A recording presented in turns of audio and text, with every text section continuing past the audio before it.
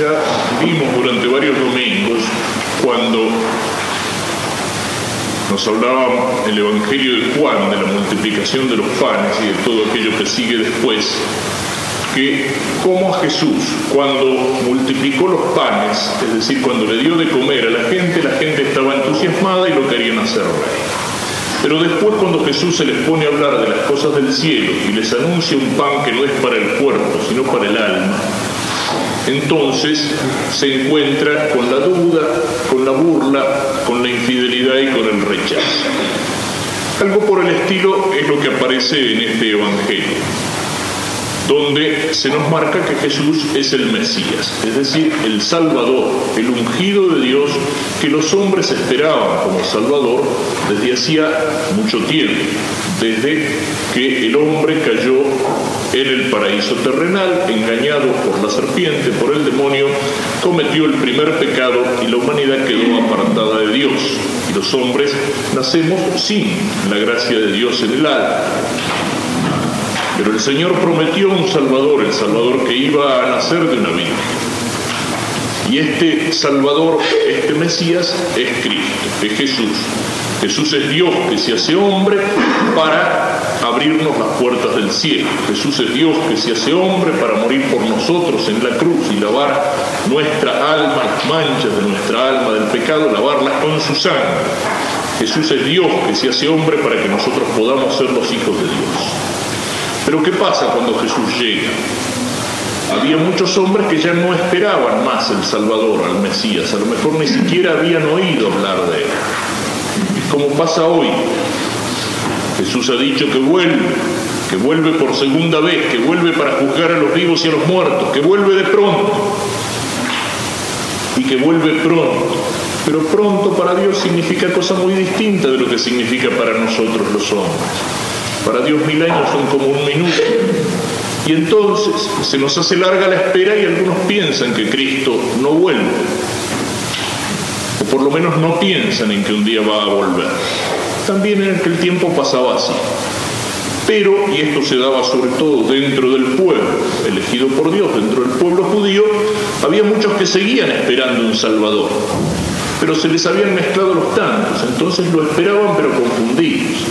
Cuando pensaban en el Mesías, en el Salvador prometido por Dios, no pensaban en alguien con una misión religiosa que venía a salvarnos de nuestros pecados, que venía a abrirnos las puertas del cielo, a enseñarnos a conocer y amar al Padre que está en el cielo, mostrarnos el camino para llegar al cielo.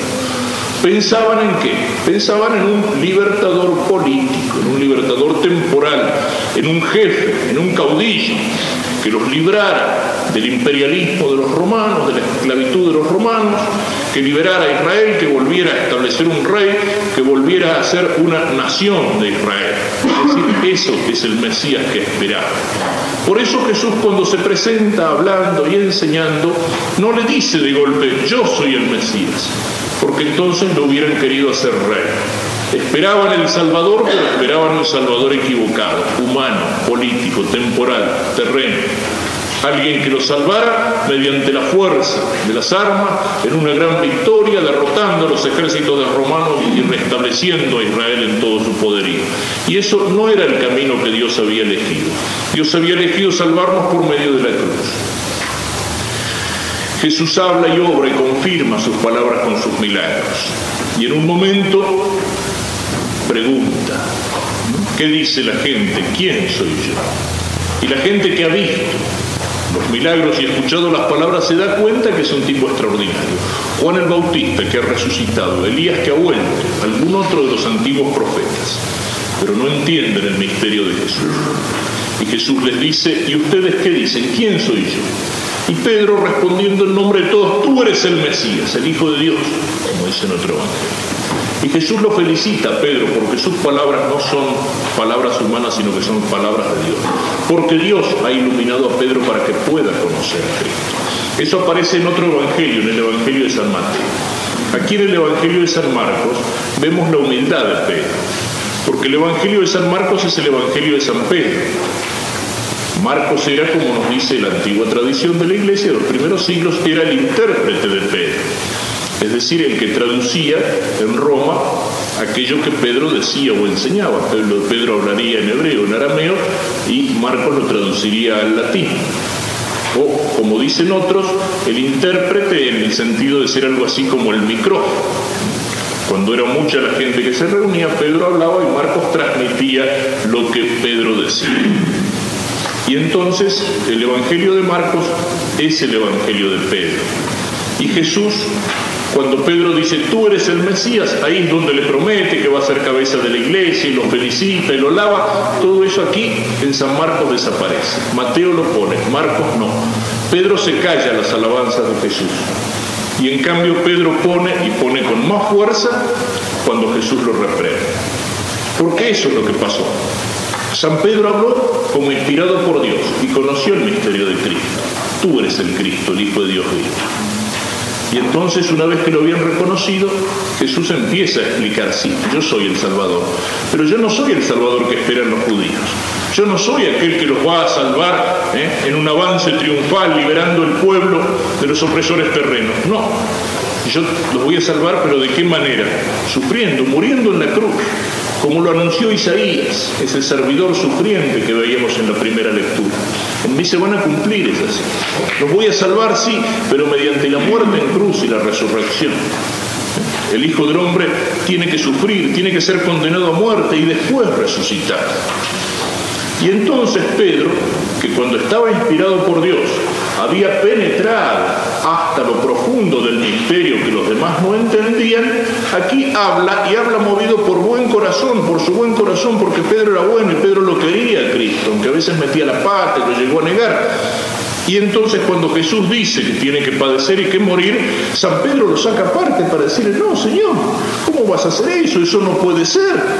Y lo decía de bueno, pero Jesús lo rechaza como un tentador y con palabras muy duras. Retírate de mí, Satanás. Tus pensamientos no son de Dios, sino de los hombres. Es como si Pedro estuviera haciendo la obra de Satanás, tentándolo a Cristo. ¿Y cuál era la tentación? La tentación era decirle a Cristo que el camino no era el camino de la cruz. La tentación era mostrarle a Jesús que él podía ser el Mesías, pero a la manera fácil, a la manera humana, y no a la manera misteriosa que Dios elige cuando decide morir en la cruz. Esa era la tentación de Pedro. Fíjense que esto es algo que sigue existiendo en la iglesia. Pedro, a partir de ahí, Jesús le prometió que iba a ser la cabeza de su iglesia. Fue el primer papa, el primer representante, el primer vicario de Cristo en la tierra. El primer maestro que hablaba en nombre del Supremo Maestro. Y cuando Pedro habla inspirado por Dios, sus palabras son palabras que van más allá de todo lo que pueden ver los hombres. Sus palabras no son de los hombres, son de Dios. Pero en Pedro está también la parte humana. Y cuando habla, no apoyado en la fuerza, en la gracia, en la enseñanza de Cristo, sino apoyado en sus fuerzas humanas, aunque sea movido por su buen corazón, puede equivocarse y puede meter la pata y puede merecer el reproche de Cristo. Es el misterio de toda la historia de la iglesia. De la historia de la iglesia, donde aparecen, incluso en sus cumbres más altas, los errores y los pecados de los hombres. Incluso en la historia de la iglesia, en aquellos que han representado a Cristo como sus pontífices supremos, en la historia de los papas, hay papas pecadores, papas que se han equivocado en muchas cosas, no en lo fundamental de la fe, porque ahí está Cristo al lado del Papa, ahí está la asistencia prometida, ahí está el Espíritu Santo que no permite que se equivoque, ahí está Dios que ilumina el alma de Pedro para que Pedro pueda reconocer a Cristo. Cuando Pedro habla apoyado en sus solas fuerzas como hombre, se equivoca o puede equivocarse. Cuando Pedro se apoya en Cristo, cuando deja que la gracia de Dios lo ilumine por dentro, ahí tiene la asistencia que el mismo Cristo le ha prometido. Yo he rogado por ti para que tu fe no desfallezca y tú, cuando hayas vuelto, confirma a tus hermanos.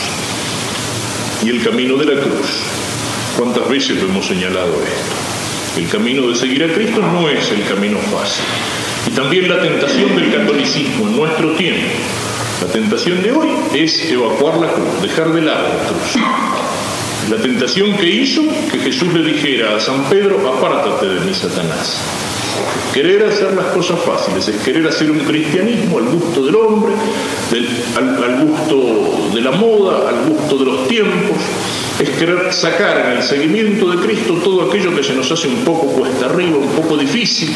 Es olvidarnos que el camino del cielo es un sendero que sube en la montaña y que es difícil, pide esfuerzo, sacrificio, y querer hacer el camino del cielo como si fuera el camino del infierno, un camino ancho, fácil, un camino en bajada. Ser cristianos, pero cristianos cómodos, con tal que no se nos pida nada, ningún sacrificio, ningún esfuerzo, ninguna ayuda, ni perdonar a un hermano, ni realizar aquello que me cuesta, ni cargar la cruz de un sufrimiento, la cruz de un dolor, la cruz de una incomprensión, la cruz de ser como la cruz y como Cristo, signo de contradicción en un mundo que no comprende a Dios, en un mundo que rechaza a Dios o que le vuelve las espaldas. La cruz es eso, es signo de salvación, pero también signo de contradicción para aquellos que no la entienden.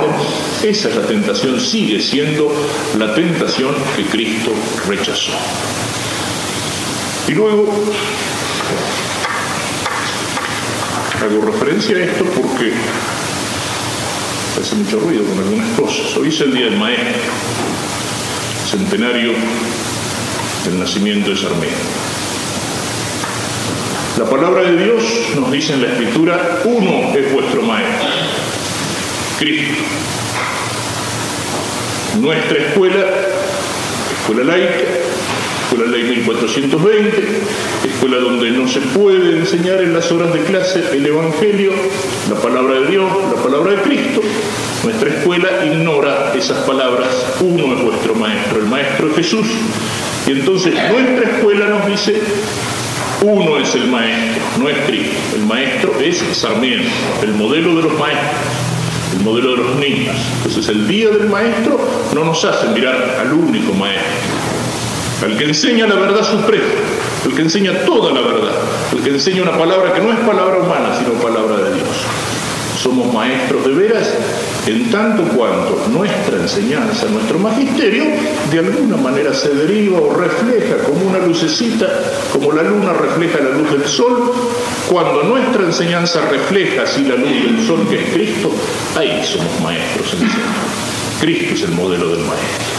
Cristo es el modelo que tenemos que seguir, porque si no, ¿qué pasa? Uno es vuestro Maestro, Cristo, dice el Evangelio.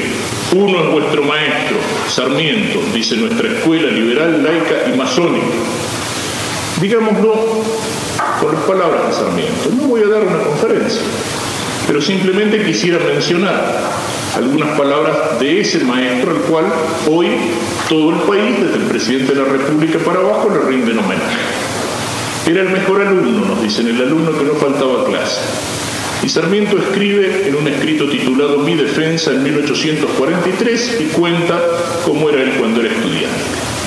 La plana, es decir, la libreta escolar, era abominablemente mala. Tenía notas de policía, es decir, de mala conducta. Había llegado tarde, me escabullía sin licencia y otras diabluras con las que me desquitaba del aburrimiento. Era un hombre, nos dicen, preocupado por la educación.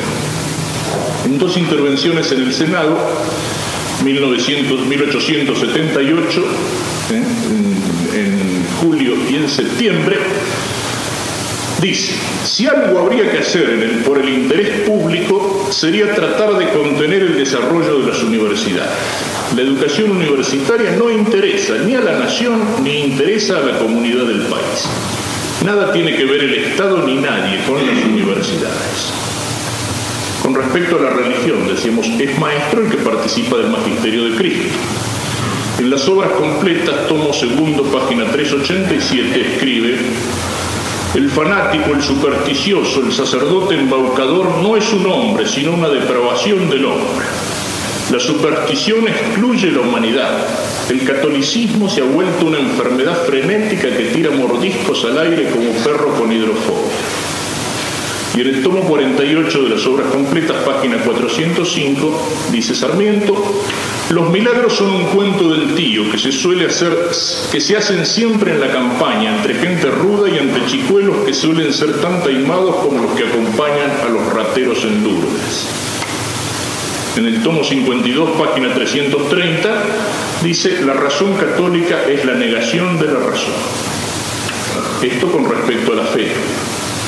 Con respecto a la patria, en el diario El Progreso de Chile, el 11 de enero del 1843, escribe Sarmiento: los argentinos residentes en Chile pierden desde hoy su nacionalidad. Chile es nuestra patria querida, para Chile debemos vivir. Y en El Progreso del 11 al 28 de noviembre del 42, Magallanes pertenece a Chile, quizá toda la Patagonia. No se me ocurre cómo después de mis demostraciones, cómo se atreve el gobierno de Buenos Aires a sostener ni a mentar siquiera sus derechos. En El Progreso, el 28 de noviembre de 1842, la Inglaterra se estaciona en las Malvinas. Seamos francos, esta invasión es útil a la civilización y al progreso.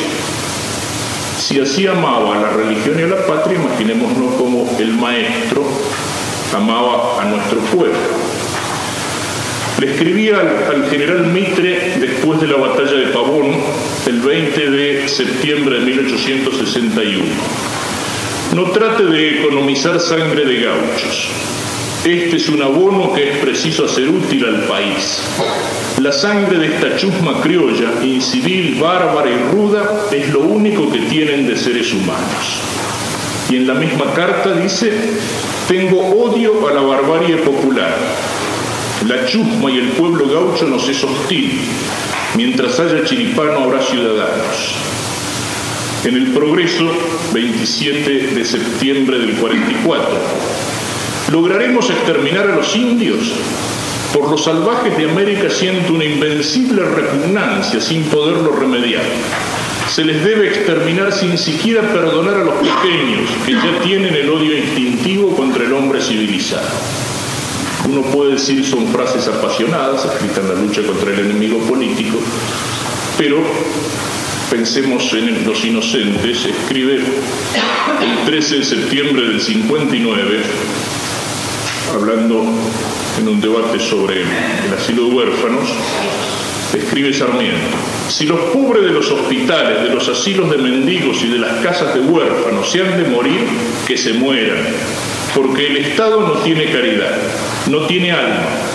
El mendigo es un insecto, como la hormiga, recoge los desperdicios, de manera que es útil sin necesidad de que se le dé dinero. ¿Qué importa que el Estado deje morir al que no puede vivir por sus defectos? Los huérfanos son los últimos seres de la sociedad, hijos de padres viciosos, no se les debe dar más que de comer.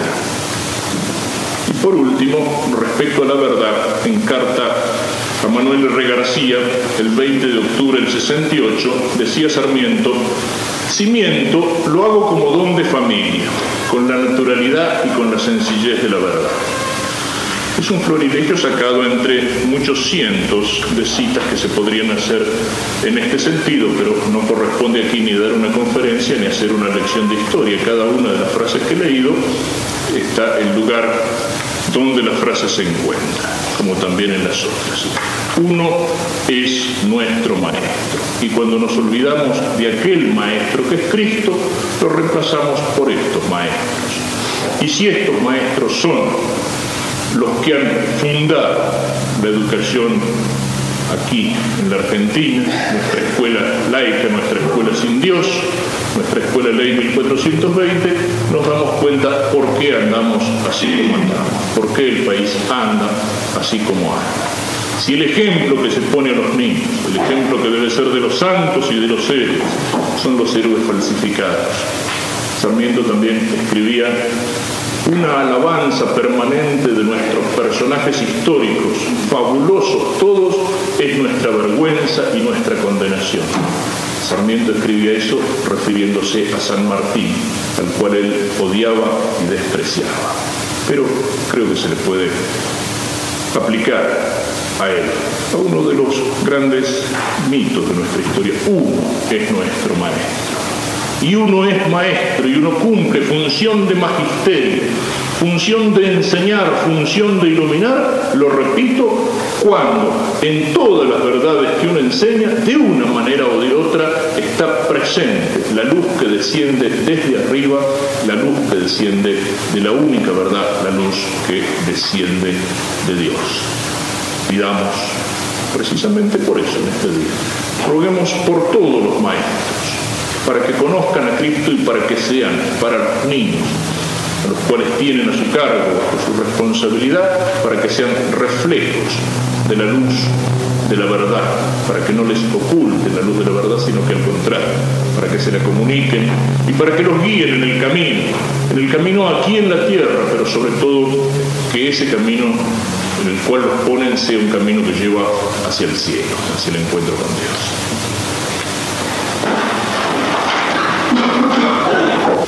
Sin embargo, no se puede dejar de hacer alguna alusión hoy que celebramos a la Virgen bajo esa advocación de Nuestra Señora del Rosario, que si entendemos bien el Rosario es como mirar a María en toda la plenitud de su vida, en sí misma y junto a Cristo, sobre todo de María en orden a Cristo. Es una advocación, así como hay advocaciones que nos muestran un aspecto más particular de la Virgen. En el Rosario aparecen todos los aspectos de la Virgen, porque aparece toda la vida de la Virgen junto a Cristo al servicio de la misión que Dios le ha encomendado. A veces es un poco ridículo y hasta sectario discutir sobre las advocaciones. Sin embargo, recuerdo alguna discusión entre uno que era devoto curioso de Nuestra Señora del Rosario y algunos de los sacerdotes que ustedes conocieron en Paraná que proclamaban la devoción a María Reina Inmaculada del Universo, donde a veces también aparecía eso, ¿no? Preguntarle a los niños en el catecismo quién es la madre de Jesús. La Virgen María. No, María Reina Inmaculada del Universo. Se encontró alguna así con la Virgen del Rosario, pero de la discusión se me quedó un aspecto. Me decía, no, la advocación más perfecta es la de María Reina Inmaculada, porque María es reina. Entonces el otro le decía, quinto misterio glorioso del Rosario. En el Rosario está encerrado todo lo que podemos decir, en fin, al margen de las advocaciones que expresan aspectos reales, y entonces el llegar a la Virgen a través de una advocación o de otra expresan aspectos subjetivos, de la forma en que a uno lo toca la gracia de Dios y del camino particular de cada uno. Sin embargo, aquí en el Rosario tenemos como una plenitud. Y lo mismo que hay una plenitud de toda la misión de María que se refleja en el Rosario, también podemos decir que hay una plenitud en el Rosario como oración. El Rosario es una oración que es como síntesis y es como expresión del Evangelio, por dos aspectos distintos. Es expresión del Evangelio porque las palabras que componen las oraciones del Rosario son palabras inspiradas por Dios. Es decir, no rezamos con un invento humano, sino que rezamos con las palabras que Dios pone en nuestros labios. Directamente en la oración del Padre Nuestro. ¿Cómo tenemos que rezar? Recen así. Lo veíamos en el Evangelio algunos de estos días pasados. Así recen, Padre Nuestro, y Cristo les enseña el Padre Nuestro, que es la oración más perfecta como oración de petición. Es lo que dice San Agustín, que todas las cosas que le pedimos a Dios, si las pedimos bien y ordenadamente, se encuentran encerradas en el Padre Nuestro. Y luego la Ave María, también como oración inspirada, como oración revelada, es la palabra de Dios a través del ángel Gabriel, el mensajero de la palabra, y es la palabra de Dios a través de la inspiración de Santa Isabel que recibe la Virgen. Es el primer elogio que María recibe: bendita tú entre las mujeres y bendito el fruto de tu vientre. Bendita tú porque bendito es el fruto de tu vientre. Rezamos con palabras inspiradas por Dios. Pero también en cuanto al otro aspecto del Rosario, que es la meditación. El Rosario es como síntesis y es como resumen del Evangelio. Y la relación que se hace también a veces entre el Rosario y el Salterio. Hay quienes decían, quienes han expresado que el Rosario es como el Salterio de los pobres. Es decir, en las 150 Ave Marías del Rosario completo se reflejan de alguna manera los 150 salmos. Viene a ser como el breviario de los pobres, entendiendo pobre, digamos, en un sentido de sencillo. Es oración divina, entonces, es oración que es síntesis del Evangelio. es oración al mismo tiempo personal y comunitaria. Personal porque se lo puede rezar solo, en el silencio, en la capilla, caminando. Mucha gente lo reza incluso en medio de sus ocupaciones, en el trabajo, conduciendo. Personal y comunitaria, porque se puede rezar por su estructura en dos coros, ya sea cuando se reza entre dos, ya sea en un grupo, ya sea en una parroquia o en una multitud de gente. Y ese aspecto comunitario no es solo el aspecto de que sean muchos los que están rezando, sino que la alternación de los dos coros del rosario, pues el que uno rece la primera parte, la segunda parte, el Padre Nuestro y la Ave María, y los otros respondan, da lugar para que el rosario se rece completo. Es decir, el momento en que uno pronuncia las palabras es sobre todo el momento de atender a las palabras que uno pronuncia. El momento cuando se reza comunitario o en grupo de silencio, cuando el que reza es el otro o el que dirige el rosario, no es el momento de la divagación, sino que es el momento de la meditación. Meditación que puede dirigirse a las mismas palabras de la oración que se reza, o a una frase de la Ave María, o a la intención por la cual se está rezando, pero meditación que tiene que dirigirse sobre todo a los misterios del rosario, al misterio del rosario que se está contemplando. Y el rosario podemos decir en ese sentido que es también una oración completa, porque cuando se lo reza bien es todo el hombre el que reza, todo el hombre el que está puesto en oración. En el rosario hay, si tuviéramos que expresarlo filosóficamente, hay dos elementos, como materia y como forma. La materia del rosario son las oraciones que lo componen, y son las oraciones que pronunciamos con los labios, públicamente cuando lo rezamos en voz alta, o para nuestro interior cuando rezamos el rosario en silencio o en privado. Esas oraciones, esas Ave Marías que se repiten una detrás de otra, vienen a ser como la materia del rosario. Y la forma, que es algo invisible, que es algo que unifica la materia, viene a ser la meditación de los misterios. El rosario no es solamente una sucesión de Ave Marías, sino que es una sucesión de Ave Marías que están organizadas de tal manera que nos llevan a la meditación de los misterios de la vida de Cristo. Materia y forma. La materia es aquello que se pronuncia con los labios, es aquello que se expresa materialmente. Y la forma es aquello invisible que está en la meditación interior. Pero no es solo meditación y labios que pronuncian. Es todo el hombre, y esa es la importancia que tiene la corona del rosario, es decir, el aspecto físico del rosario. Porque cuando vamos pasando las cuentas entre las manos, es también el cuerpo que reza. Le entregamos al Señor nuestro cuerpo, le entregamos al Señor nuestros labios, en las Ave Marías y Padre Nuestro que se pronuncian, y le entregamos al Señor nuestro corazón, es decir, toda nuestra interioridad, en los misterios que se meditan. Es oración de todo el hombre.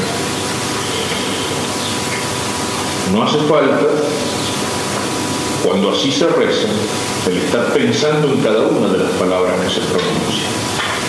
Las palabras que se pronuncian del Padre Nuestro y de la María, si estamos meditando el misterio,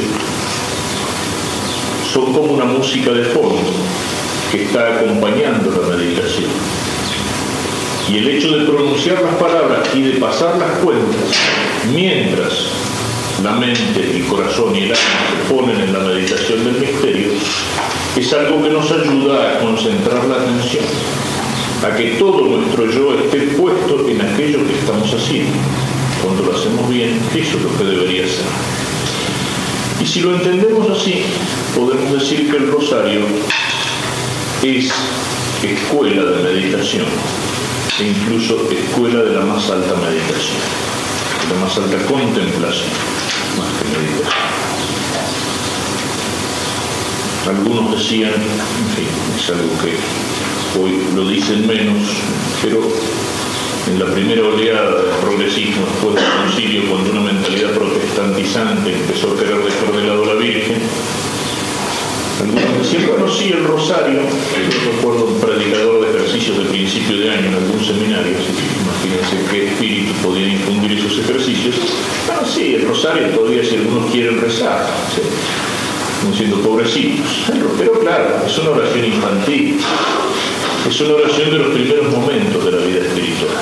Después, cuando uno crece, ya va a cosas más serias, ya no necesita el rosario. Qué desconocimiento, no solamente de lo que es el rosario, sino qué desconocimiento por soberbia espiritual de lo que es una verdadera infancia espiritual. Es decir, no todo lo que el infante o el niño tiene de carente, sino al contrario, todo lo que elogia el Evangelio, que es precisamente la simplicidad. El rosario bien rezado conduce por el camino de una oración de simplicidad. Y si uno lo ve en la vida de algunos santos, o en la experiencia de algunas personas ancianas, podemos decir que a medida que han ido creciendo y profundizando su interioridad espiritual, tienen menor exigencia de un montón de cosas y pueden decir, como el cura Brochero, viejito, enfermo y leproso, aquí me la paso desgranando rosarios. Hay personas que en sus últimos años, con el cuerpo gastado, pero con el alma que ha crecido en el amor de Dios y en la contemplación, en su lecho de enfermo o en su silla de ruedas, todos los días van pasando entre sus manos las cuentas del rosario. Y eso no es oración infantil, si por oración infantil se entiende oración que da los primeros pasos. Al contrario, es oración infantil si se entiende que es oración suficiente, alimento para un alma que en su simplicidad se encuentra unida profundamente a Dios y que en esa contemplación sencilla va encontrando el alimento que necesita. Es escuela de oración en ese sentido, porque es resumen del Evangelio. Y la oración, cuando necesitamos ayudarnos de algo para la oración, hay muchos libros, hay muchas cosas que